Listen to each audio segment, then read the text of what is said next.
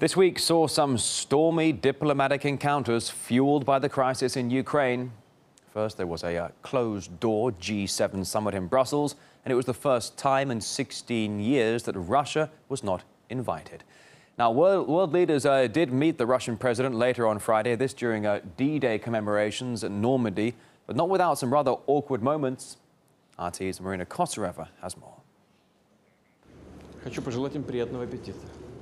Bon appetit. That's what Vladimir Putin wished the world leaders holding their annual meeting, but this time without Russia. It was supposed to be in Sochi.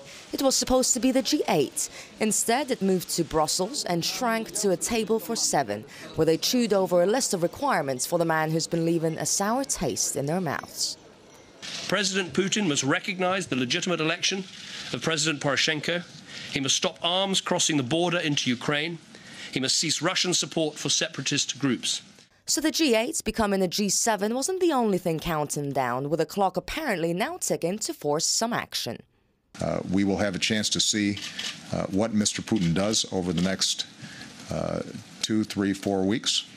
And the group finally cooked up an ultimatum. If these things don't happen, then sectoral sanctions will follow.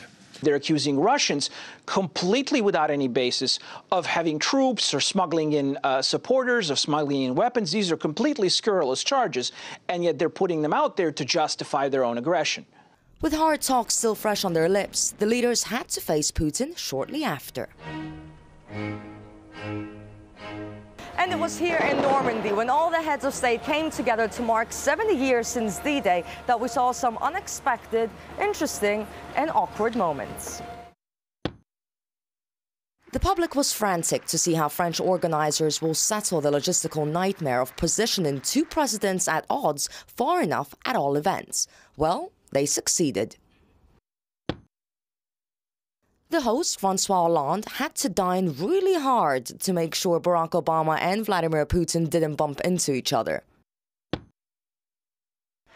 But they did, courtesy of French TV operators who positioned them on split screens to let the world enjoy the mute but eloquent interchange, welcomed by everybody's applause and laughter. No handshake between the British Prime Minister and the Russian leader, an obvious breach of diplomatic etiquette everyone spotted. The good news, though, they did amend that after the meeting, but off camera.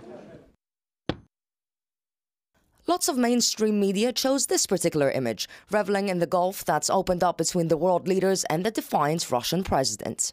But if the plan was indeed to isolate Mr. Putin, it failed miserably. By the end of the day, not only did he have a word with Barack Obama, their first personal encounter since the beginning of the crisis in Ukraine, but he also talked to the country's new president, Petro Poroshenko. They all showed unity worthy of the D-Day commemorations, that the bloodshed in Ukraine must end. And Vladimir Putin sees only one way that can be done now. The punitive operation must be stopped. Shooting the injured does not help the negotiating process.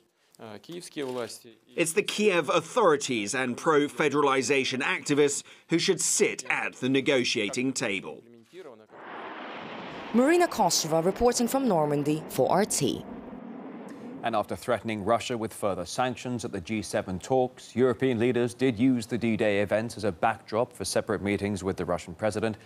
Now, we asked political analyst Lou Rockwell what's behind those diplomatic moves.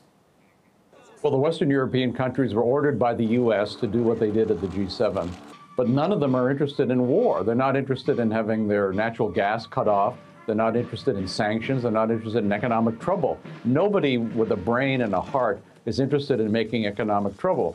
So I think what we saw at Normandy was, the people's true feelings. They wanted to talk. Merkel and Putin wanted to talk together, and the other Western European leaders. I think that's a very, very good sign.